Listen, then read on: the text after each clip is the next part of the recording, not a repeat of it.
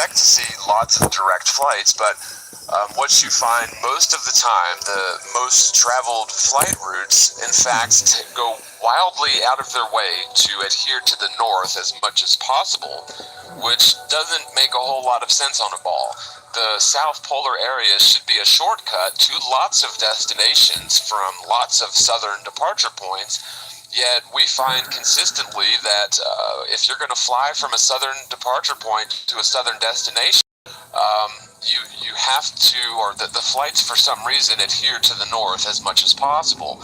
Now, this does lend itself nicely to a flat Earth with an AE projection, and does not match itself nicely to a ball. So while the lack of South Polar flights isn't necessarily a standalone piece of evidence, it certainly is something circumstantial that we can add to the pile of this preponderance of evidence. Now, the Antarctica Treaty is another one of these instances where the far south, the Antarctic, is allegedly, according to all accounts, even the United States Navy and Admiral Richard E. Byrd, the Antarctic is rich in natural resources. And so you would expect the corporate fascist governments of the world to take advantage of that in terms of our energy, in terms of preserving our local ecosystems, and just a litany of economical reasons as well as ecological reasons in order to tap the wealth of resources in the far south. And yet what we've gotten is the polar opposite of that in the form of the Antarctic Treaty, where essentially the law has made it practically impossible for free people to engage in a realistic, unobstructed surveying and mapping of the far southern region. Now, in fact, if you look at the accounts of mariners in the past who were able to freely pioneer the far south, they were consistently baffled by the Earth's the far southern areas not adhering to the maps, assuming a globe Earth. So it appears, according to these ancient mariners, lots of ancient mariners, that the far southern region is much longer around than it should be if the Earth was indeed a ball. Speaking of the poles, you would expect the North Pole and the South Pole, if you're humoring the globe Earth theory, to be very similar in terms of temperature, wildlife, salinity of the water, or the salt content of the water. And in fact, we find that the Arctic and Antarctic are wildly different. The Antarctic is much colder by average and by record. There is practically no indigenous wildlife to be found in the Antarctic. While you will find a few species of penguins and different very sparse species of bacteria and such, it is in stark contrast to the North Polar area, which is rich in wildlife, flora, fauna, is much more mild in terms of cold temperatures, and is certainly not the polar equal to the South Pole as you would expect on a ball Earth. A major point, which is indeed another one of these standalone proofs which is adequate on its own to debunk the ball Earth theory, is the fact that the Earth is indeed a fixed frame of reference. Any and all objects which are compelled to accelerate will eventually find a place of rest which is within the perfect frame of reference of the stationary Earth. Were the Earth indeed a spinning ball traveling in multiple directions simultaneously, as they would have you believe, it could not possibly be a fixed frame of reference. Now, it is argued that the Earth is a fixed frame of reference because, we only experience acceleration. We don't experience high speeds per se if we are talking about something that is relatively at an equal speed. Now, this argument may hold water if you're talking about traveling in straight lines or rectilinear paths. So, for example, if you're traveling in a train down a straight set of tracks at 50 miles an hour without accelerating, and you're riding along with that train, you won't feel any acceleration, and that is true. However, that is dealing with a straight line rectilinear frame of reference. Now, even assuming that, and let's examine the straight line fixed frame of reference, if you run towards the rear of the train, it is much easier relative to the train to do so than it is to run towards the front of a moving train. This is because an object in motion is not a fixed frame of reference, and furthermore, the Earth is allegedly not just in a rectilinear or straight line path. The Earth is allegedly spinning on an axis and is a ball, so just standing still on the Earth without any orbital velocities taken into account, we're talking about a curved linear path, which means we should experience constant angular acceleration, manifest as centrifugal force. And yet, regardless of latitude, regardless of position on the ball, there is no measurable difference in centrifugal force. Furthermore, orbital velocities are not allegedly straight line paths, but are instead allegedly curved linear paths, which means we should constantly be experiencing acceleration in the form of angular acceleration, and yet no sort of orbital velocities or curved linear trajectories have ever been detected, felt, or measured. Now, there is a biblical connotation, which isn't so much as a category of proof, unless perhaps you're a Christian, but or really any religion. Muslim, Hebrew, and Christian holy books all have the world stated to be a stationary plane with the sun and moon doing circuits above, and science or hypothetical science have come along in the past couple hundred years and debunked that, in air quotes. And so, anybody that's from a religious background or claims to believe in these holy books should definitely take a look at Flat Earth, because it certainly won't disappoint. Now, another point, and this is indeed another one of these categories that you could list endless examples, but laser tests and the Bedford Level experiment always confirm the idea that the Earth is a plane. So the problem is that light bends, does not always travel in straight lines, especially when light is traveling through some media like the atmosphere. The troposphere, the lower layer of the atmosphere, is rich in all sorts of gases and particulates, and light simply doesn't travel indefinitely in straight lines through this media. So we expect to see light bending down towards the ground when traveling parallel to the ground, and it appears that's exactly what we see. When ships go off into the distance over the horizon, to the naked eye, they will eventually merge with the horizon and appear to have gone over the curve of the Earth. Now, if you focus on that with a high-powered telescope or binoculars, the ship will be restored, which means it didn't go over any curve whatsoever. It merely has apparently merged with the vanishing point due to the angular size becoming too small for the eye to distinguish between the horizon and the ship. And also it shows that light is refracting down towards the ground, especially when we get these mirror images at great distances towards the horizon. But laser tests over many miles and the Bedford Level experiment over 6 miles, or any observation that you can do over standing water for many, many miles always shows that the Earth doesn't curve down away from you. Eratosthenes' experiment is another one of the ball Earth's favorite go-to arguments. Even the ancient Greeks knew the Earth was a ball, but upon closer examination, it's shown that the Eratosthenes experiment doesn't prove anything unless you first assume that the Earth is a ball. The same data gathered by such experiments, measuring the angle of the shadow cast by the sun at high noon on the equinox, if you assume the Earth is a ball, then you can get a radius of that hypothetical ball, and you must also assume that the sun is very distant, extremely distant, practically infinitely distant. However, if you assume a local sun upon a flat Earth, then you get vastly different results to the same experimental values. So this is a testament to, if you assume that the Earth is a ball no matter what, then you can construct mathematics around that assumption to support that. However, mathematics can be ascribed to any number of hypothetical constructs, whether or not that construct is based in reality. The math will still be correct, but it proves nothing.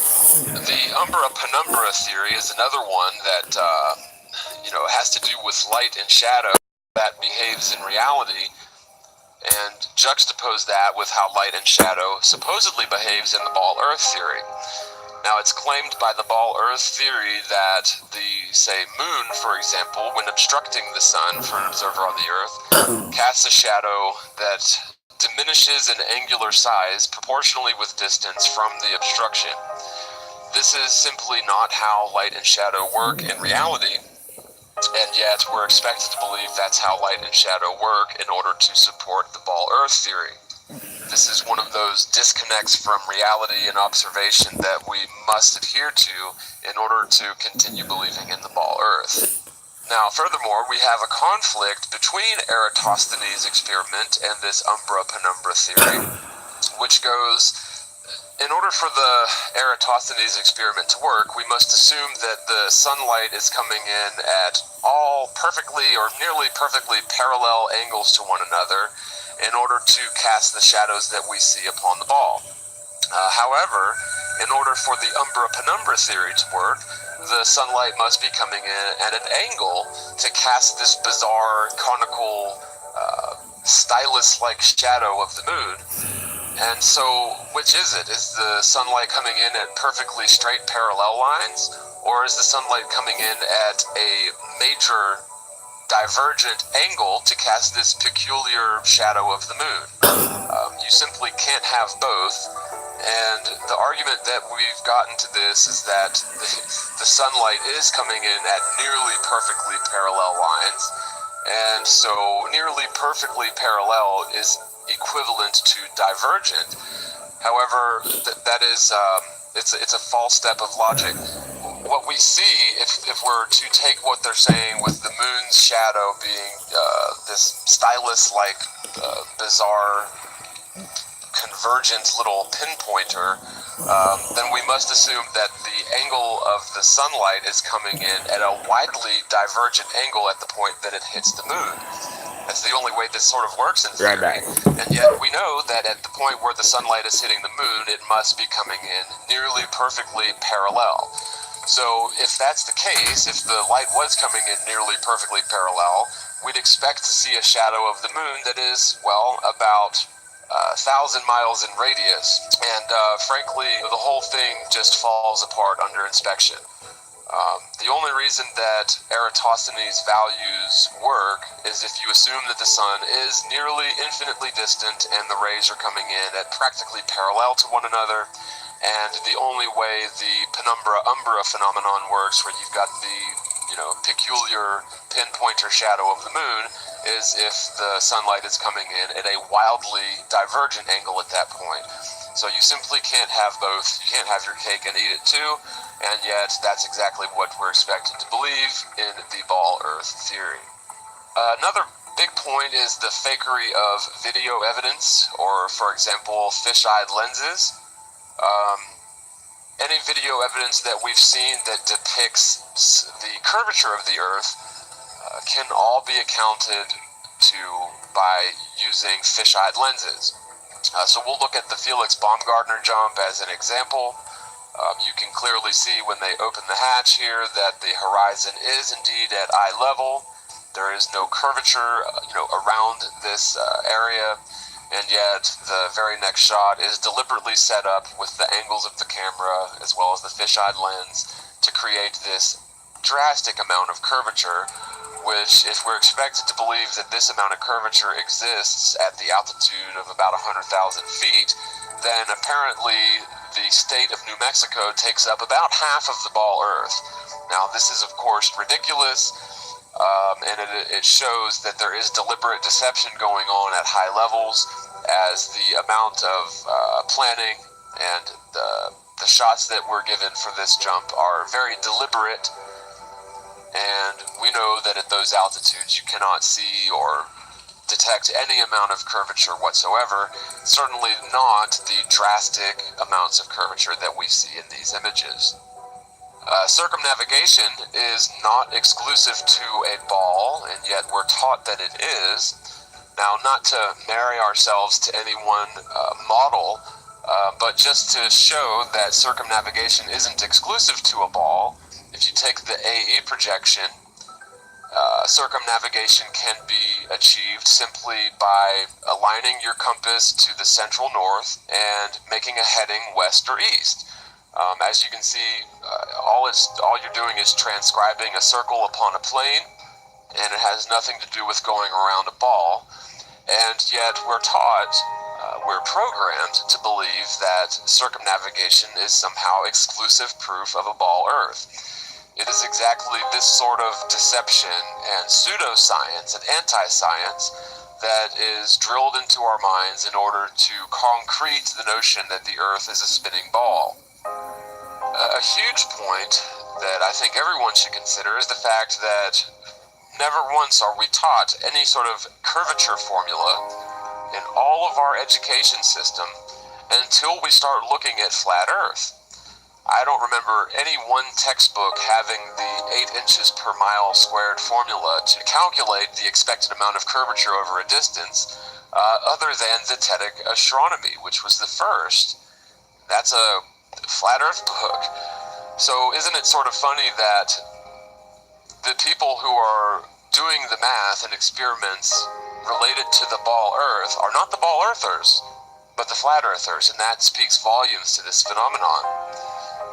If the Earth were indeed a ball, you would expect to see lots of education around exactly how spherical the Earth is and how we can practically predict or measure the expected curvature on this ball, and yet you won't find anything. I challenge anyone to provide a K through 12 or even regular non-advanced college level book that discusses the curvature of the Earth in any real, measurable, quantifiable fashion. And I would even be willing to bet that highly advanced geology books and highly advanced science class books, textbooks, have no mention of the Earth's curvature or any sort of formula on how we could predict curvature over a given distance.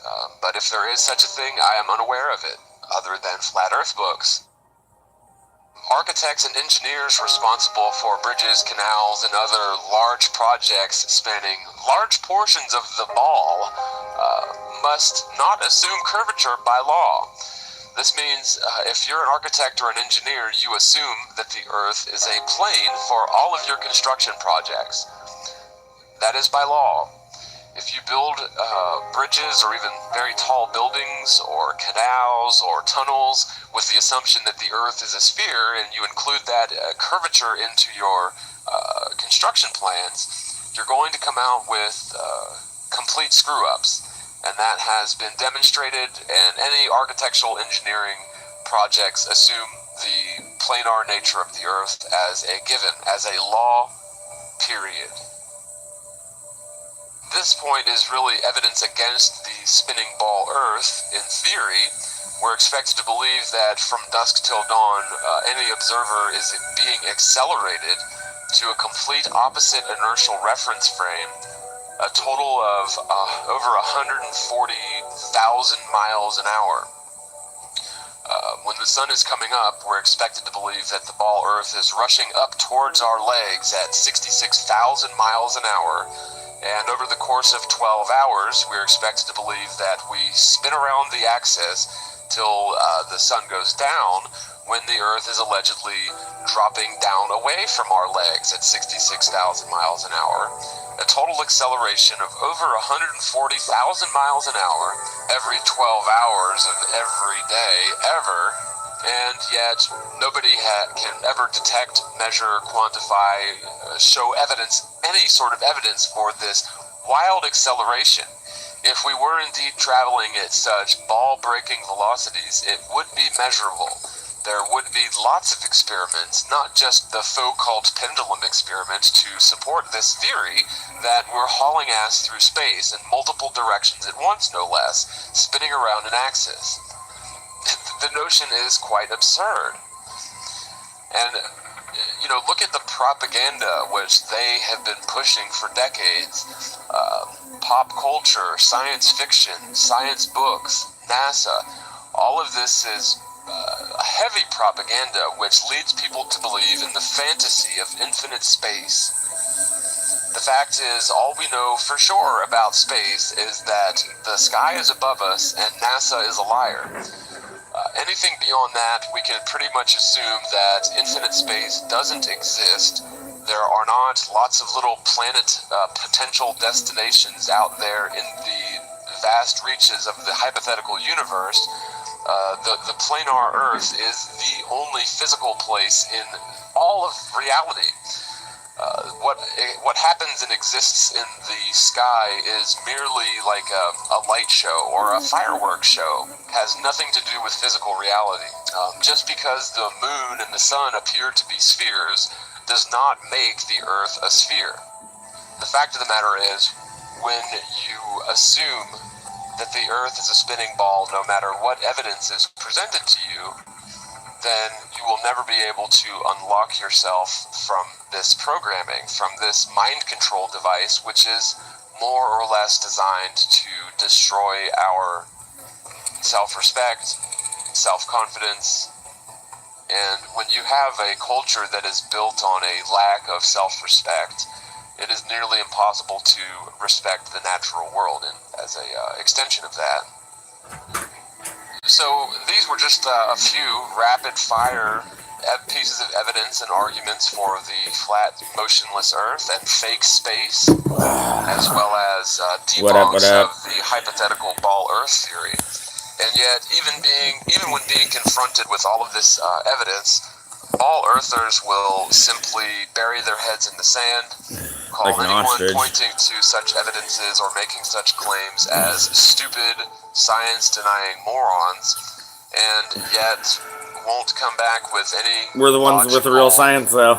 Arguments against these points, and many others. I saw it on TV and I saw it on NASA, man. Every single point or proof. Why would they lie? There is an entire world full of things that prove conclusively that we don't live stuck to the side of a spinning ball in the infinite vacuum of space, and indeed the Earth is a motionless plane.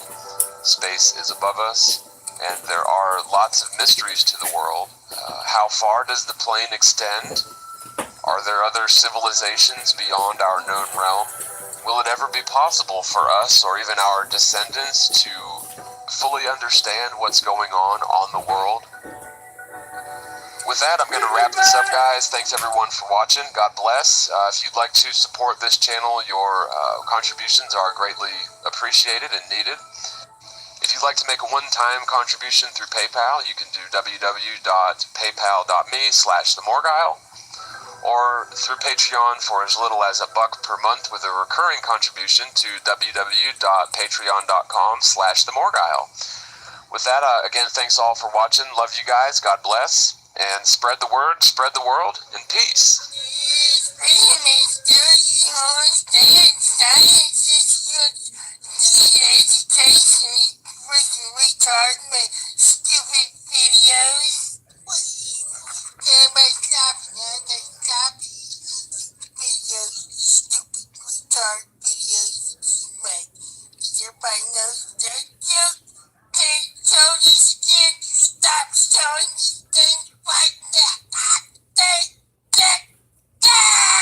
Make the earth shake.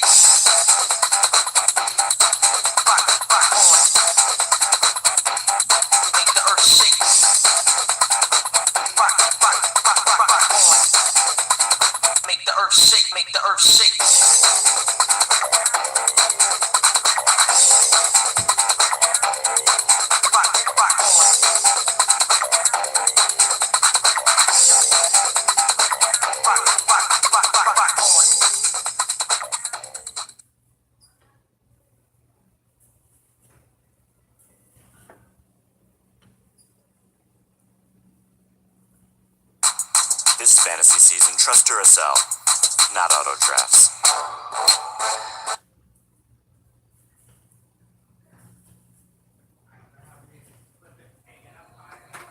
Keep it off the ground.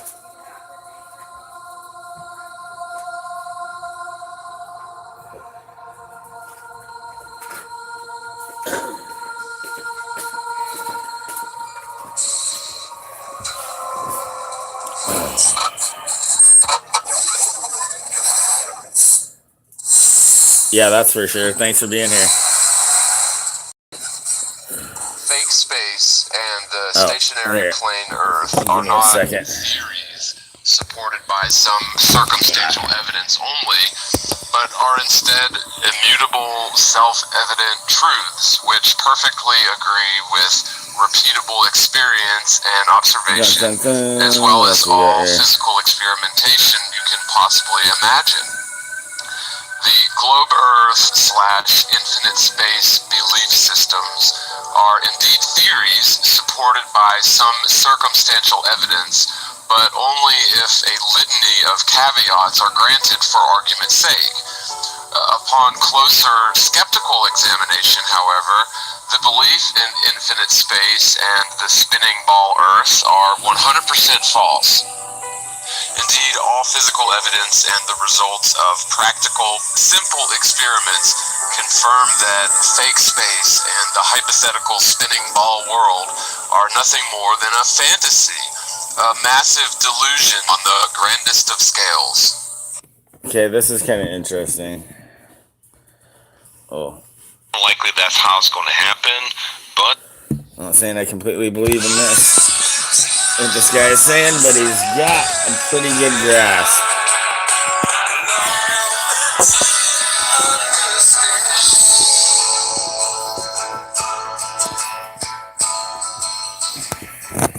Shalom, my friend, Bob Barber here, End-Time Dreaming Vision, the channel that's dedicated to the watch of dreams and visions and how they point to the return of our Lord and Savior, Yeshua HaMashiach, Jesus Christ. And guys, we have a Bible giving ministry that's worldwide. Feed My Sheep Today. If you need a Bible, just email us. I need a Bible at feedmysheeptoday@gmail.com. Free Bible, free shipping, anywhere on earth, just for you. And guys, we also give away Bibles in bulk through our missionaries that are located all around the world in different locations. And our missionaries are equipped with audio-visual presentation equipment to share the gospel of Jesus Christ to people who've never seen the gospels. And guys, people are coming to Christ in droves by this method. But when these people get saved, they also need Bibles, and we give them a Bible for free in their own native language, or perhaps English if they do read English. And these Bibles cost money. So if the Holy Spirit moves you to give so that we can give a Bible to every single person that receives the gospel from us, we will greatly appreciate your support. And if you want to give, I have giving information in the description box below. And guys, please visit us at our website at www.feedmysheeptoday.org. Please come to our YouTube channel and see all the latest updates about what we are doing that I won't post at this channel. It is at Feed My Sheep Today YouTube channel. That link will be in the description box below as well. Well, thank you all for your giving. Guys, today I have a dream about the rapture that I want to share with you. This I don't completely is believe in the from rapture, but that's alright. Lewis says, I had my first vivid rapture dream last night. I was with my wife and son. We were in what seemed like either a rooftop party in the city, but I remember looking at the moon and noticing how different it looked. It was a full moon and bright, but you could tell there were a lot more craters than normal. And then I started to see pieces fall off. Suddenly the bright sky turned pitch black, and even the light of the moon became dark, like all the power in the city went out. Suddenly, we see glittering lights in the dark, sparkling sky coming closer. I remember saying, "It's Jesus and the rapture." Suddenly, angels came down, starting to snatch people up. And first, they took my wife and my son up.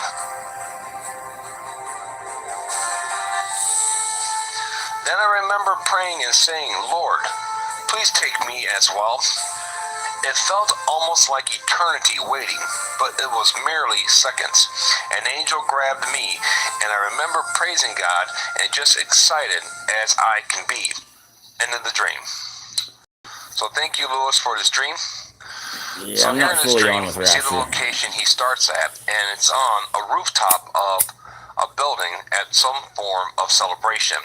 And I believe right now the Lord is lifting up the bride of Christ to a very high place right now. We're getting closer and closer to him, not so much in the physical form where further up in the sky, but we're getting closer and closer to him spiritually right now. The connection is getting closer and closer, quicker and quicker and quicker. And that's why we see here in this dream that not just this dream here, but many other dreams where people experience the catching away of the church while on top of a very high place. And that's where the bride of Christ is being taken to right now, to a very high place right now. And in that high place, when we're all in one accord in that high place, the rapture will happen. And then he noticed the moon. It was much closer than normal. This will signify a super moon. What's up? Thanks for being here. The moon is much closer. You can see all the craters in the moon. So a sign of a super moon. We have super blood moons and stuff like that, and maybe resembling the fact that we had some Thanks for super being here, blood girl. moons, and we had a super blue moon, and so on and so forth, basically confirming the signs that they're going to be super moons. Then he saw parts of the moon begin to fall apart. And I've had dreams like that too, where I saw two different moons together, and then one moon just started falling apart like glass, like it cracked everywhere. It just began falling apart. Then it was dark. So why did the moon fall apart? I believe that resembles the scales that, for example, were on Paul's eyes, Saul's eyes, before he became Paul. The scales fall from his eyes, and he was able to see, truly be able to see. You know, in the Bible it talks about, I was once blind, but now I see. Okay? Yeshua comes to give life, opens up our eyes, opens up our ears. Okay? And once we begin to see, the scales fall from our eyes, and we'll begin to see supernaturally, spiritually, all right? Meaning that you begin to see and understand the things going on around us. You know, some of us will be able to see directly into the spiritual realm, okay, at times through visions. But what happens here with the moon kind of fell apart, and there's a veil that's being torn open right now, a veil that's being removed. And when we are caught away, this veil is completely removed from our face, and we will be able to see Yeshua, all of us. We will be able to see him, actually be able to see him. So that's what that whole moon, I believe, represents. The scales being removed from our eyes, a veil being removed. All right, and we shall be able to see Jesus. And it says, suddenly the sky became pitch black, and the moon became dark. So there was a moon that fell apart, but then there's a moon that's still in the sky that, you know, like I said, you got your eyes, you got the scales. Scales fall, your eyes are still here. So if you had like something in front of the moon and it fell apart and the moon's still here, evidently here in his dream, and the sky became very dark and the moon became dark. Okay. And of course, this will represent possibly an eclipse. At the Feast of Trumpets, the moon is dark, all right? And then it begins to show the slither of the new moon, and the Feast of Trumpets begins. So maybe alluding to that. What do you guys think? Okay, once again, another rapture parallel. And the sky turns pitch black. Well, we constantly see that in dreams and visions. When the day of the Lord begins, when the light of the earth is removed from this earth, the earth falls quickly into darkness. And I see that constantly in dreams and visions, even in my own, where when the rapture takes place, that it just gets dark. You know, when the light of the world is removed, when the bride is removed, it's going to get very, very dark spiritually in this world, and perhaps physically as well. Okay, I believe it will have an effect on stuff like that. Now, here's something else that I want you to think about. When we leave in the rapture, when we receive our mortal bodies, when the dead are resurrected, there will be so much electricity going around this planet that I believe if it wasn't for the hand of Elohim on this whole thing, it would have blown up the earth. Because when Jesus resurrected from the dead, there was a great earthquake. All right, and his body, when it transformed from mortal to immortality, his fleshly body, it left an imprint like a flash on the shroud of Turin, a supernatural light flashing onto a thick shroud. You guys realize the old camera, the negatives, is very thin, where light could easily pass through it to leave an image on it. So you could pick up the negative and look at it and see some of an image on it. But in order to flash an image onto a thick shroud, you're talking about some mega power. And that was just for Yeshua rising from the dead. The Bible said when Jesus died on that cross, there was a great earthquake and the graves opened. A great earthquake that doesn't specify how long and how great the earthquake was, just said it was a great earthquake, and the graves opened. And guess what? People were resurrected. So guess what's going to happen? There's going to be a great earthquake at the rapture. And this earthquake is going to be worldwide, because the bride of Christ, those who are dead in Christ and living in Christ, Why'd you change your name? in an instant, in the twinkling of an eye. And Yeah, that's your gonna name did multiply change. to billions of people all around the earth, dead and alive, those in the grave and those who are living. And each one of us will transform at that level. I noticed just you like changed your Jesus picture a did. little while back. Basically, I just described It it looks like good. this. Imagine billions of lightning strikes happening all around the earth at one time. You guys may not realize this, but at any given moment, there are 44 lightning strikes all around the earth every second. And I actually looked that up. There's 44 lightning strikes per second. Imagine that number being in the billions, and all those strikes go off in 1 second. It's going to knock out the power all over the earth. This is why we always see the earth going into the great darkness at the rapture. And when this happens, all the lights will go out, all communications will go out, all forms of anything will go out all around the world. And I'm sure the elite will step up and say, yeah, we did it because we wanted to reset everything. But honestly, they know, hey, man, it wasn't us that did it, man. It was the rapture that did it. We had nothing to do with it. We're not that powerful. But them and the Antichrist and the Antichrist system, they're all going to claim that they did it. I'm not gonna to show their power. Once again, taking what belongs to our Heavenly Father and taking credit for it. This is why in this dream, Lewis sees a whole city just blacking out. The power goes out everywhere. And at the rapture, it will happen. I did a video explaining why this would happen. And I go into a lot more detail about it. I'll remember to try to put the link in the description box below. The name of the video is called The Science Behind the Rapture. But the rapture will cause a massive Alright, worldwide I got a better one here. Understand that. And this will happen. But here's something to think about.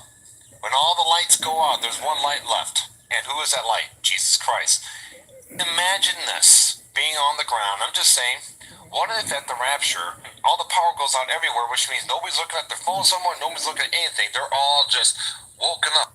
Okay, so this one's a pretty damn good one. It gets into some good stuff. For anybody that wasn't on last night.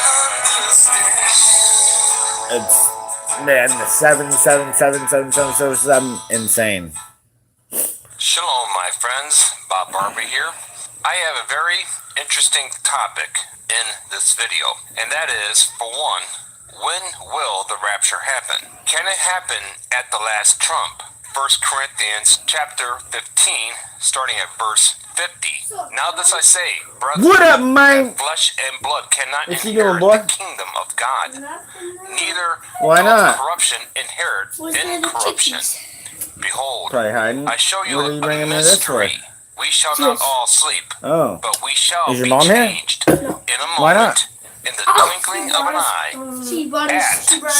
last She's fishing trump. for two. But Oh, are they let's doing reverse another it fishing here tournament? for a moment, where it Nice. says in verse 52, So in what a do you guys... moment, in the twinkling of an eye, Yeah, you at can. the last Here, let me trump. move the bag. And then there is a Yeah, colon, set it right there. there's a That's fine. pause, and then it says, for the Is that trumpet yours? shall sound. Alright. So the trump and the trumpet. Why does Paul say trump and then he says trumpet? Why does he call it the trump? So there is a mystery. For even Paul said earlier in the verse before, behold, I show you a mystery. So with such an important future event, it begs the question, what is the last trump? Is it a physical trumpet blown in Israel? the Tekiah Gadolah, like we have all been taught, which is also known as the last trump, which Jewish people believe when that trumpet sounds, it will initiate the resurrection of the dead. Or can it be something else with a more deeper and prophetic meaning? When I see the words, the last trump, I should also consider the words, the last call to repentance, Hey, the last set him in there. Don't warning throw him in there. of his coming judgment, the last word before his judgment, the last chance before his judgment, the last declaration of his coming judgment, the last days before his judgment. How's the Grandma last and Grandpa doing? events Before Grandma his judgment. feeling better? Now, what is his Her judgment? tummy's still hurting her? Well, we all know it to be is a 7-year tribulation, the day of the Lord, the Poor end thing. of the age, Daniel's 70th week. Poor thing. That So, sucks. the Don't laugh. last trump She's in pain. is a short time frame marked by God as a warning to mankind that one dispensation is about to end and a new one is about to begin. I will elaborate. What God does is mark a period of days or months or years at the end of a dispensation by filling it with a plethora of signs in the heavens, signs on the earth, and signs below the earth to signal that this dispensation is coming to a close. We are in is the age of grace. It is a dispensation we are currently in right now, and it's about to come to an end, and a new dispensation is about to begin. The 7-year tribulation, Daniel's 70th week. We are in the final mile. These signs now, guys, are in full swing. A convergence of signs compounding one on top of another, all happening simultaneously at the same time. Remember in the Bible, when the 12 apostles asked Jesus, what will be the sign of your coming and Hey, you're not using that sticker. of the age? Everything we see happening right now is exactly what Jesus said would happen right before this age ends, the age of grace. Use this one. So this proves we are in the end of this age. We are in the last mile of this race. We are at In the middle. the last trump. So here is a chart. I have identified where the last trump is. It is from 2017 until 2024. Now, why do I believe that this is the last trump? Well, let me explain. So here in 2014 till 2017, there are a lot of celestial signs. We had the 4 blood moon tetrads that landed on Jewish feast days, Passover, Tabernacles. There was a solar eclipse that landed on March 20th, Nisan 1 on 2015. And then there was a Bethlehem star that has not been seen for over 2,000 years that happened on June 30th, 2015. Yep. And then in 2017, we saw the It's right- American no, it's eclipse supposed to on be right August there. 21st. A month later, we saw the Revelation 12 time. Then less than a year later, we see a blood moon over Israel on July 27th, which just happened. And after this, there is a 4 to 5 year gap of no You want me to celestial break? activity Yeah, I'll break it for till you. April 8th, 2024. So what does this all mean? Why is there such a long gap? Does this mean that the signs are over and the rapture is going to happen? Very, very possibly. Now, the Bible talks about how no man will know the day or hour, but we will know the season. And the season that we're in now is the last trump season. Something God loves huge is me and about taught me to how to happen do it. here. When it comes to reading the Bible and seeing what's coming down the road, we need to get away from this weatherman mentality by trying to give a Thanks forecast for the thumbs on up. exactly which day it will rain. Instead, we should turn to the farmer's almanac mentality and recognize when the rainy season is coming. Like the Bible says, no man knows the day or hour, but we will know the season. So we're taught to look for the season of his return. So Jesus told us us to watch for the signs of Matthew 24, and when we see them, he told us to look up, for our redemption draws nigh. Now, as you can see here, this chart is broken down. I just tried to replay this for the people that weren't here last night. In the beginning, with 2014 till 2017, what did we see? We saw 6 signs. This is pretty crazy how all the 7 sevens go together and all these celestial stuff before and then nothing in between. Israel, the solar eclipse is a warning to the Gentile nations. What was this blood moon tetrad warning us of? Hey. It announced the coming of the last Trump period, which is where we're in right now. Do it right. Rapture zone. It was a warning that the last Trump was about to begin in 2017 and will run to 2024. This is why it's marked by 2 solar eclipses, the time frame that marks the end of the age. Like I said, it starts with an eclipse and it ends with an eclipse. A 7-year period. 7 Choke up on the it number more. of perfection, the number of completion in the Bible. But in between, what do we have? Only the most detailed prophetic celestial sign in the history of the world. The Revelation 12 sign, a star constellation combined with the sun and moon and other planetary bodies to fulfill what was written in the Bible in Revelation chapter 12. I think it's just right in front of our faces. This sign is the key to the last Trump, guys. This sign Isn't that funny? I mean, come on, trumpets. Of this last Trump Pence, compared to our president, all vice president. Kind of crazy. What do you mean, all others? You mean to say there are other last Trumps in the Bible? Yes, and I will get to that. It's going to confirm what I'm showing you right here. You're going to love it, but that's a little later.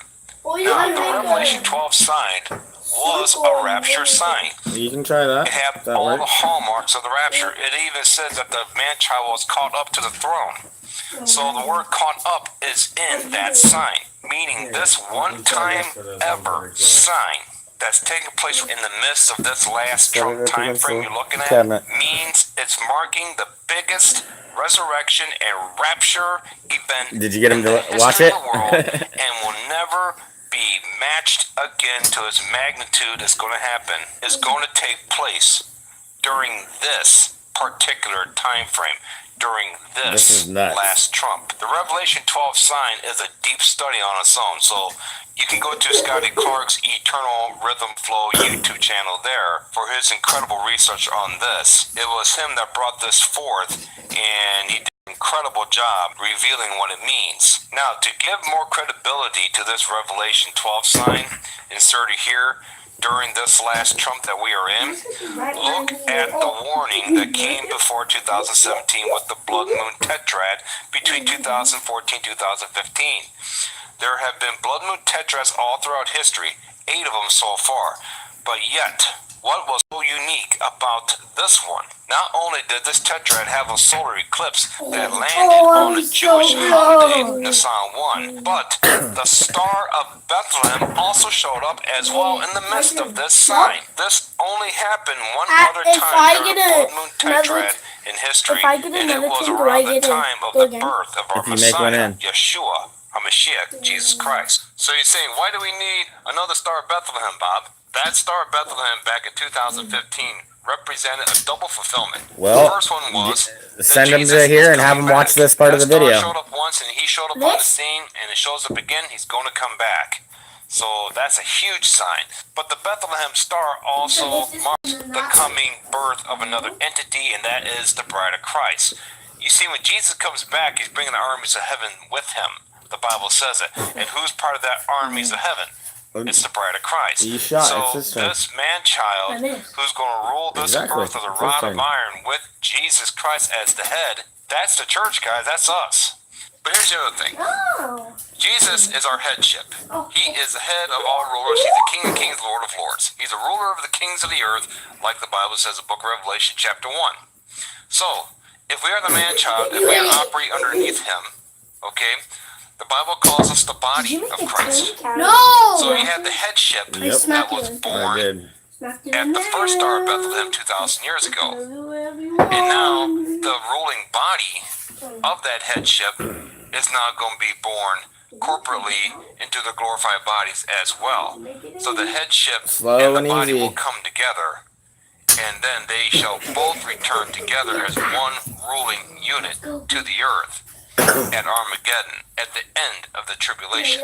So we are Bobo going to be Bobo. born corporately together, body, soul, and spirit completed at the rapture. This Bethlehem star is marking the upcoming rapture here in this last trump period that came right after the star showed up. Well, I hope they watch this part of it. Celestial signs. Let's take a look what's going on the earth during this 7-year period, the last Trump. Besides the wars and rumors of wars, record earthquakes, volcanic activity, record famines, record pestilence, returning Nephilim, UFO activity, Good so on and job. so forth, wickedness, lawlessness, and deception of all kinds at an all-time high and still climbing. What else is significant about this last Trump 7-year time frame? It was the election of the United States President Donald Trump.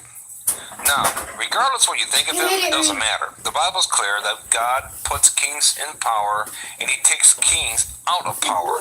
He appoints all leadership. Yeah, Just stop as he's ruining it. appointed every president of the United States, even Stop doing it. Obama, as much as we didn't Telling like on you. him, he was appointed by God for his purpose. Glad Perfect you didn't use example my what stick. happens to Israel. When they turn away from God, what's the first thing God does? Gives them a bad leader. So these presidents that we were given to us for a reason. So let's dive Whoopie, into boy. Trump here Whoopie for a good. minute. Now, God knows we're in the last Trump time frame. So what does God do with the most powerful and the most Christian You hit it influential too low. nation Hey, on the stop. planet? Look, He what are you appoints doing? a leader for a specific Don't time scrape it along the with a felt. specific name. And when Donald Trump came into office, within No. about a year and a But I half, don't want what did you he to do? ruin it. He recognized Jerusalem as a capital of Israel. No other president came close to doing that. He did it. So No, we are you closely don't- tied with Israel You now. don't do that. You And we can't also aim like moved that and the you're going to United scratch States the Embassy felt. to You don't Israel as slide well, it along the against felt. all the wishes of everybody on earth. Yes, you so did. obviously, Boy, God don't is lie to doing me. something with Trump here. Trump is a tool for God. If you don't like it, take it up with our Heavenly Father. He appoints a leader for a specific time with a specific name to do a specific job. So the specific time is the last Trump. The specific name of this leader that will lead the world during this time frame is Donald Trump. And what is his specific job to do? To be a trumpet. Yeah. I said Trump. And, you know, It's it's actually not he's a Muslim trumpet. prayers like Kim Clement Osama said did. that God will use Trump as a trumpet. This that shall take place shall be the most unusual thing, a transfiguration. Trump shall become a trumpet, says the Lord. Trump shall become a trumpet. I will raise up the Trump to become a trumpet who will once again stand and watch over this nation, says the Spirit of God. The things that piece of crap did in our White House, man, is so disturbing, and we still haven't even heard about it all. But seriously, the Muslim crap that he did, my goodness. But God said when he enters into the office, he will be shouting out, Wait, by the is it power of the saying that? Spirit, for I shall fill him with my Spirit. I'm on a When he live goes feed. into office, and People there are will be watching. a praying man in the highest seat in your land. Will be a praying president, not a religious one. But I will fool the people, says the Lord. I will fool the people. Yes, I will. God says, the one that is chosen, the one that is chosen. This God one. says, I will Look. put at your helm. No, well, this one, look. I will put Why at wouldn't your you hit helm. this one in? It's already for 2 MSN. No, terms. this one, And right in front of you. President will pray, but he will not be Dork. a praying president when he starts. I will put him in office, and then I will baptize him with the Holy Spirit and my power, says the Lord of hosts. Come on! Not convention. Put a picture of him up next to Seth. Yeah, he looks like they freaking cloned his ass and brought him back to life. This one. Donald Trump was born exactly 700 Brayden, days shut before the the red founding one. of Wait, Israel Brayden, on May Brayden, 14th, smack 1948. this red one in, And on his and first then full and day in then office, he was came in. exactly At least he 70 made one years in. old, 7 months and 7 days. He was elected on What, you have two? Prime Minister Netanyahu's 7th You have year, two of them? 7th Yep. month, One, and 7th day in office as Prime Minister of Israel. He beat Hillary Boy. Clinton by 77 votes in the Electoral College because of 7 faithless electors. Exactly 7 months later, from his first full day in office on January 21st, 2017, a total solar eclipse occurred, the first since the nation was formed in 1776, to be seen exclusively in the United States. All these most recent events occurred in the Hebrew year 5777. On July 11, 2018, in the Try to hit the ball 77th more in the week middle. It'll go since a lot Donald straighter and Trump's you'll have more control. inauguration, he You was seem the to hit it low and you seem to hit it high. 777th richest You hit it person low, you seem to in hit it the high. world, Try to hit it right in the according middle. to Forbes. There you I mean, go, how that's many more better. sevens do you need? And I'm trying to show you right now that we're in the last Trump, and it's a 7-year time frame. Hello, it just ties into everything I just told you. And Donald Trump's name is smack dab right in the middle of it. Come on now. Our Heavenly Father is making this really easy for us to see this thing. Like I said, whether you like him or not, doesn't matter. God knows exactly what he's doing with Trump. Perfect allegory here. If I was fixing your car, would you complain about what type of wrench I was using to fix your car? No. No, yeah, they won't be able, like they So say, they now won't be here able to are walk some down more the streets. parallels from the Bible They that won't. proves that this is the last how Trump did you time make frame that? that we are in right now. One match This at a is time. really going to get you going. Brayden. Now, Noah, he was in the ark for 7 days before What the was floods that? It's came. even got wheels. And this What was was that? in Yeah, that was Genesis about- chapter that was 7. about that. How about that? Now, did you What know was that that? there was a I don't last Trump that took place over 2,000 years ago before the What Age is of that? Grace began? Why did you? Here, let me show you. Why From did 30 you quote us AD down? to It's $1. 37 I recorded. AD, give or take a year, in So the people beginning would and like the you end, would try to pick it it's up a and you couldn't. 7-year time frame. Not And what glue? happened during this time frame? Well, in 30 AD, it starts with John the She Baptist. ain't spit. He and was on the spit. scene, and then he baptizes I Jesus. need one of those And where at you this jump. point, John the the Baptist's ministry blue begins things. to decrease, and Jesus' ministry begins to increase. Jesus had a 3.5-year ministry where it ended with his death, burial, resurrection. And after this, it wasn't until 37 AD where our Apostle Paul received and began to deliver the gospel of grace in his preaching and in I his truly epistle. hope so. A 7-year period. What irritates Now, me is here people keep is waiting the for rapture Jesus to clue. come back. If Ready? we're the blood of This Christ, aren't 7-year we supposed to period, deal with these it idiots and was not make him the deal with last it? Trump If for we're the this blood of time. Christ, It was a transition in the body of period Christ. that ended the age of the law and brought in the age of grace. It was a transition period. So what happened during this last Trump period, this transition period, that's similar My to belly's the one bigger that than we are in yours. right now? There was a resurrection You wanna hear and a something? rapture that took place. Jesus was resurrected with the Old Testament saints. Then Jesus ascended to heaven after returning to the earth. 40 days later, Christ ascended into the heavens and was I met did by that a to cloud of Devin. witnesses. This Yeah. was a rapture event, guys. Hey, Now, Devin, the last thing I'm- I'll show you guys is this. No, I 7 smacked years one of in. feast and Here. 7 years of famine. We got- If you guys are gonna play, you gotta be quiet. Time frame can possibly mark the 7 years of feast happening right now, and then it could transfer That's into mean, the 7 man. years That's funny, of though. famine, That's which funny. would be the 7-year tribulation, Daniel's 70th week. You can see here that the last Trump is marked by the 2 eclipses and Revelation 12 sign and the blood moon here, and then it finishes in 2024. And when Trump's out of office, guys, I believe one of 2 things is going to happen.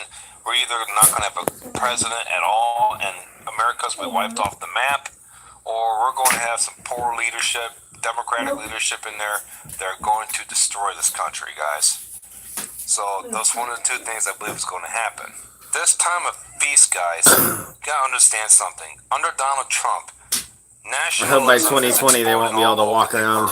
Just think of all the different realms of this earth that are being affected by Trump's presidency. It's affecting the Oh, economy, 100%. the wars, They're gonna have to eat of themselves. evil and corruption. Positive effect on Israel, the beating down of the global They agenda have that's been birthday coming down us for the cake, last 7 decades. Elohim is using Trump just like he used King Cyrus. It's the Cyrus protocol Trump is operating under right now. The same anointing on King Cyrus is now on Trump. The same teams of angels that operated under King Cyrus are now operating under Trump. Isaiah. What sucks is that we're going upon the method of how Rome fell. You know, Rome fell because, well, Rome was great because people actually could go to the marketplace, buy, sell, do whatever they wanted, be an entrepreneur. But once they started to realize that you could get paid to rule people and make taxes, I mean, seriously, that's the downfall, and that's what's happening, because the people that can take from Peter, rob Peter to pay Paul, those people, they're not going to stop until the last bone is taken down. I mean, they did it so bad that people stopped bringing their goods to the market because it wasn't worth it. They were taxed to high heaven. That's why Rome truly fell. Its economics fell. Its people fell. Because guess what? If you give them bread and circus, everybody shuts up. Chapter 45 explain how God used Cyrus. He called Cyrus by name before. And that's what they're trying to do here. Now Trump is the 45th president. Chapter 45 of Isaiah with Cyrus. Now you got the 45th president. That's pretty crazy, What are huh? the chances? So he's the 45th president of the United States, and God called him by name, just like he called Cyrus by name before they were born. So he will be used at this time as a centerpiece, world leader during this last Trump time frame that we're in. Remember, the Bible says that all things are established before the foundation of the world. God is the author and finisher of all things.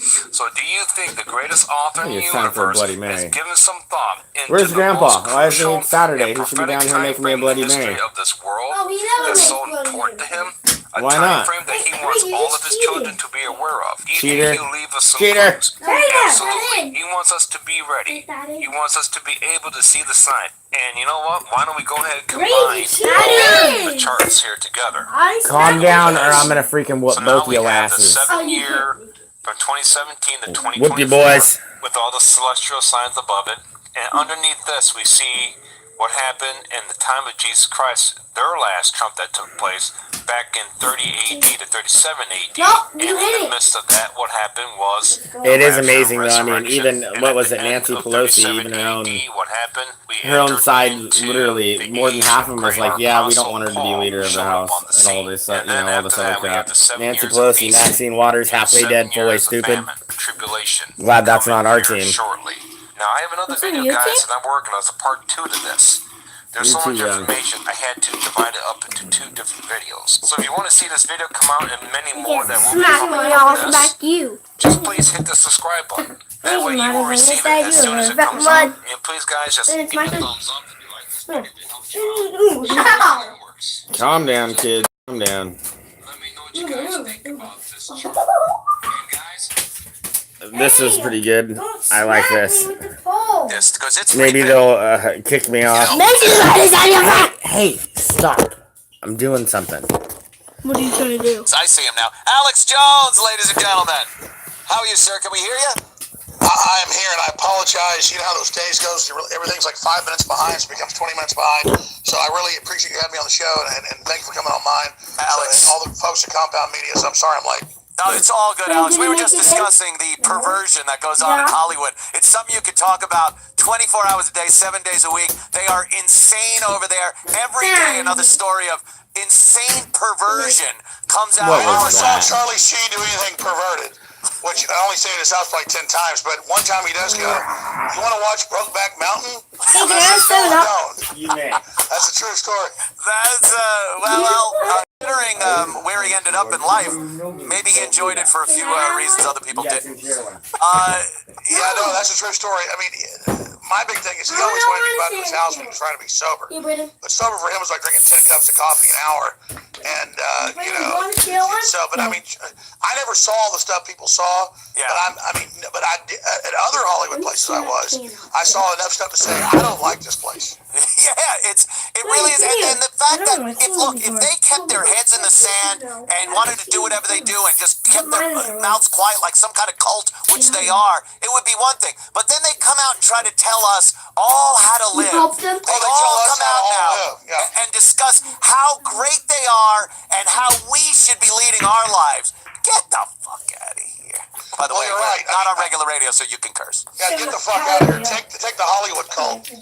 They're bad enough and powerful, but San Francisco, as WikiLeaks pointed out, is the new imperial thought police or the new culture police who are just extorting themselves and dominating everything and trying to censor the web and then using InfoWars. I mean, I'd love to say I'm that important, but they're really using me as the case point example, lying about what I've said, all these edited tapes, to then build this thing to deplatform. They're taking us off LinkedIn, WebChimp, just hundreds of platforms, and then they got this Democrat senator. I have a shot of this. We can show this to TV viewers. Yeah. And secret documents that are now public in Congress. Chris Murphy says we're going to ban all conservatives, including Fox News. Well, because the survival of our democracy depends on it. I mean, this is the biggest indictment, a total admission that we're flaming anti-American, anti-free speech scumbags. We're losing. We're pissed we're losing. We're funded by communist China. Here's another one reason. Senate Democrats are circulating plans for government takeover of the internet. That's reason. I mean, these are real documents. This is crazy town, ladies and gentlemen. This is it. And so they want to use me Brandon got one. as the smoke screen. Brandon wants to. Because I want to say I'm big, but I'm not that big. I don't deserve the amount of propaganda you use to invade a country. I mean, it's like thousands of articles a day, every TV channel. Never showing what I said or all these quick edits. Right. And it's insane. And they are saying, we are going to ban all libertarians or conservatives or pro-Trump people. We're going to deplatform you. So it didn't work, all the censorship, all the nudging people. So now, Anthony Cumia and crew, they are coming after everything. So what do you say we do? Because I mean, I'm sitting here like in the bunker, like what are we supposed to do? Because this is crazy. Yeah, I am. I'm sorry to say, I'm a little baffled at this whole thing because I don't have an answer to it. I've been confronting people constantly on social media about your situation, which is ground zero of censorship at this point right now. And I try to confront people, and they always come up with the same thing. Well, a private company can do whatever they want. If they don't like what he's saying, they could throw him off. And so if I want to fly on American Airlines, I can't fly, or I want to bake a cake. No, it's BS. Right, it is. It absolutely is. What if, okay, so then I bring up like the phone company, but this is regulated. Now, I can't have a conversation with someone on the phone, and if I can't say things and speak openly and speak hate speech to my friend on a phone. Exactly. If you want to say on the phone that I want to have sex with leprechauns or unicorns, it doesn't matter, it's not real. Someone doesn't break in and say, sorry, that's hate speech. But if I wanted to send a Taiwanese emoji a few weeks ago, China was blocking it because here's the deal. Apple and Google admit now they've moved to China, and the Democrats are allied with China, and they were always concerned about this, so that's why they created the red herring that we've got Trump involved with the Russians, because the Russians can't even get their act together to wipe their ass with both hands. I'm not going to put the Russians down, but literally half their stoplights don't work. They're collapsing. But the Chinese have got their fucking shit together. They own most our debt. They control Hollywood. They're admittedly even in the Wall Street Journal saying they run everything. They're the ones involved keeping Michael Savage's book from getting in stores, and now they're there quarterbacking this whole deal because they're pissed. But now it's coming out. They said, well, if you try to block us on what we're doing in trade and our tariffs that are unfair, we'll just shut down Apple because Apple moved there. So I've been told, Anthony, the real reason they're pissed at me is I'm exposing that big secret deal the Democrats and multinational corporations made with the Chi-Coms that kill political dissidents. And now Google and Apple are helping spy on users in China, but it gets worse. Reuters reported 5 months ago, Apple became state-run because now China went, you're going to cut corporate taxes to 50%? We'll go to zero. Apple has become state-run, and they are reporting Buddhists and Christians for arrest and execution and organ harvesting, brother. So let me tell you, will Google and Apple F us over in America? They will fuck us over in a minute. In fact, they've been trained to hate America. They want to fucking fuck us. It's obvious. Like, I don't see how people can't look at some of these companies that are controlling social media, and we know about mainstream media. That's already been so exposed that I don't know what blind person can't see this at some point. But now social media, all these platforms that are supposed to just be an open forum. Anyone who has an opinion can get on there and exchange ideas. They say, we're a utility, just follow our rules. Right. And jihadis are saying kill Christians, and there's millions of followers on pages saying kill Trump, and then we just go, man, your ideas suck. Putting a burqa on. I was in Cheesecake Factory with my wife at $3 last night. I couldn't finish my meal. In come all these women looking like prisoners in full burqas in Austin, Texas. And my daughters are like, what the hell is that? I'm like, those are slaves. And I mean, but they're banning me off the internet because I'm freaked out by women wearing freaking hoods on their heads. Yeah, for some reason you can't even comment on it, Alex. You're not allowed to even comment on it. It's Islamophobic. It's hateful. It's hate speech. Meanwhile, Louis Farrakhan has sites up on every platform that you've been banned from. Louis Farrakhan. Oh, that harbinger of peace and warmth and welcomeness and tolerance.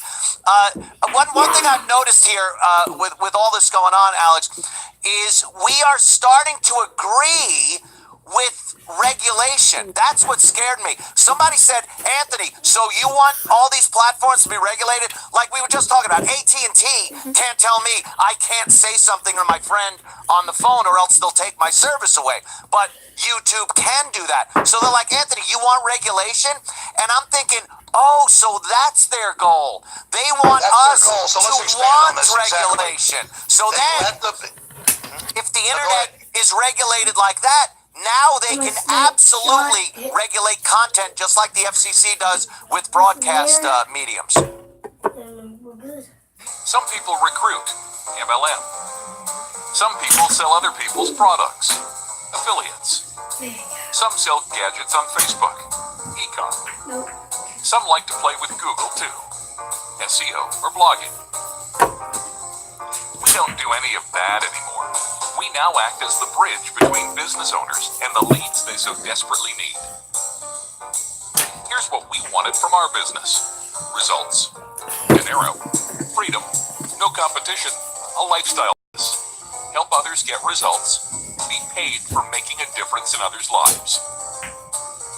And we got it by running small ads on Facebook and Google to several two-page sites for local businesses like personal injury lawyers, doctors, dentists, and 24 other niches.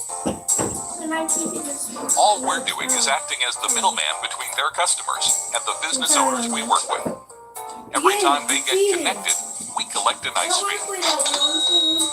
No sales, just a good old internet business model that has changed our lives and every business owner's lives we work with. We have over 2,200 students, among them many 4- and 5-figure a month earners. I recorded a free 20-minute video for you that explains it all in detail. All you have to do is insert a valid email on the next page. Just click the link to get there. Sounds too easy, right? That's why I shot the video. Mainly for proof, but more importantly, you'll see I'm an honest guy. What do you mean handful? These are the top 5 questions we always get asked. That's fine. So I might as well be as transparent as I can be right now. Oh, 1. sorry guys. I have to get you the video. And Have a good one, bro. You might witness results of some of our students that we get excited to share. 2. Students. We do have a paid program. Oh yeah, just like all the but you can freaking apply animal what you food. learned in the What the video heck? Without Which took you off the air even though you had number 1 Of show. course. So yeah, we're in the same boat. Exactly. I don't want regulation, but if you advertise yourself as a utility like water, electricity, or phone, I don't want regulation over the content. I want regulation over them denying and discriminating, like telling black people they can't use water fountains, bathrooms, or lunch counters, or hotels. And so I think it's not a content regulation. It's that these corporations have gotten bigger than governments. They're all discriminating classically against conservatives, libertarians, common sense folks, contrarians, whatever. So it is a big debate. The big thing we should do is, as citizens, when Facebook and YouTube and all of them were censoring over the years, we should have all left, like Matt Drudge and you said, and made our own platforms. And we made Compound Media. You did that. We made Infowars.com. We did it. But now they want to shut those down. So we've tried to be purist. We've tried to make the right move. It's just enough of the public didn't get it because it was so easy. It was so quick. So now something like 90% of the internet is Facebook, Google and its YouTube subsidiary, and Twitter. And so now they've created this new unfree internet where they can try to social engineer us. So the question is, what do we do now? what do we do? It's very difficult because look, and even having built these platforms where we can speak openly and honestly about what we want, we are still tied to the servers and the companies that put it out there. And I had WebChimp, I had WebSprout for 6 years. We've been using it to spread stuff. We've had all these companies that aren't even public. LinkedIn, I never even signed myself up. Some salesman did 10 years ago. They said, you're off LinkedIn. So now they're able to bankrupt me. I can't go ask for a job at McDonald's. This is literal Hitlerian ghettos they're putting us into. And the left says it. We're going to teach you. We're going to deplatform you. We're going to break you. And China has set up a global social score and is quarterbacking this whole thing. it really is. The tentacles do go far and deep, and I don't know what the answer is. We're at a weird point. We got a little too in their face, I think, especially you guys over there, Infowars, Alex. You were the one that was seen and heard by a lot of people, and they got scared and needed to pull the plug on you. And you said it for so many years. I love when people go, "Oh, Alex Jones, he's out of his mind. Oh my God, he's crazy." And you've been saying this for years that this will happen and that you have to be prepared. And we need to, you need to support places like Infowars and Compound Media and the various other independently owned broadcasters. It is war bonds in the fight for liberty, folks. They cannot stand this. It's not a limitation. Anthony could have still been on terrestrial radio making 5 times the money. I've been offered that where I make $10 million. Then I have to pay employees. So more money than I make now. The money at the end of the day is not worth my soul and as a man who I am. And it actually makes me more aggressive as a broadcaster that I've been effed over. So you're getting the pure what I believe. You're getting the goddamn fucking real scoop. We got Chi-Coms that enslave their own people, a bunch of multinationals thinking we're done, thinking America's weak, wanting to break our will, wanting Antifa to run the country, wanting universities to be anti-free speech, wanting all this, and we're not going to go down that road without a fight. And that's all this is. This is the fight. And I told my dad 2 weeks ago, he was over at the house visiting my wife and the kids, my new wife, actually I got 4 kids, and he goes, "Son, you really been turning the heat up." He goes, "You trying to get banned?" I said, "No, Dad, I'm not holding back anymore. So that when they ban me, it's out in the open now instead of later." Because I said they want to be incremental. Everybody complies. Everybody kind of self-censors. And then, oh, this guy loses it. So many conservatives, libertarians I know, big podcasters, top guys, admit, well, we've been told if we have you on, we'll be restricted. Well, as a man, how do you not get that they're going to restrict you later because you jumped out now? America and everything is about the social contract that we man up for freedom now so we get everything. You don't incrementally parlay things for a month or a year so you're left alone so later you're a bitch. And so I realized, and I told my dad, I said, I'm going to escalate this. I'm going to chump the shit out of them, and I'm going to go ahead and punch their buttons legally and lawfully. And right now, it's playing into our hands. So I escalated all this on purpose so we'd have a chance 3 months out for the midterms to get the Republicans to act to get on this winning issue of free speech instead of dying on this fucking hill. Yeah, it's amazing what I see on social media with people saying it's such a good thing. Like, good, Alex Jones gone good. And you can't even explain to these people that they are absolutely next. If they don't... Oh, it's a virtue signal. Yay! Yeah, we just restricted more speech. And then it's never speech, I said. It's whatever made-up crap they put out. Whatever the quotes they put out, never have quotes on the ends. That's a little telltale, folks. I didn't say it. Yeah, but they always do that. Like everything. News quotes, things.